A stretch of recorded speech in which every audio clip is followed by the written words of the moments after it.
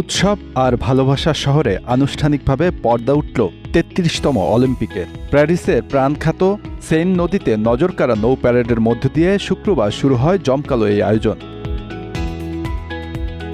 এই প্রথম স্টেডিয়ামের বাইরে অনুষ্ঠিত হল ইতিহাস গড়া উদ্বোধনী অনুষ্ঠান। আর বৃষ্টি স্নাত প্যারিসের বর্নিলের আয়োজনে মাতল গোটা রাজধানী। আর এর জন্য ফরাসিদের অপেক্ষা করতে হয়েছে ১০০ বছর। এ নিয়ে তৃতীয়বার অলিম্পিক গেমসের আয়োজন করে প্যারিস। ১৯০০ সালের পর ১৯২৪ সালে অলিম্পিক গেমস হয়েছিল দেশটিতে। প্রাচীন গ্রিসের অলিম্পিয়া শহরে একটি মন্দির থেকে ধর্মীয় উৎসব হিসেবে শুরু হওয়া একটি ছোট ক্রীড়া প্রতিযোগিতা আজকের দিনে বিশ্বের সবচেয়ে বড় ক্রীড়া আসরে পরিণত হয়েছে। অলিম্পিকের এই বিশাল বিশাল আয়োজন, লাখ লাখ দর্শক কিংবা এত এত শোরগোল এর কিছুই ছিল না শুরুতে। পুরো ভিডিওটি দেখতে কমেন্টসে পিন করা লিঙ্কে ক্লিক করুন।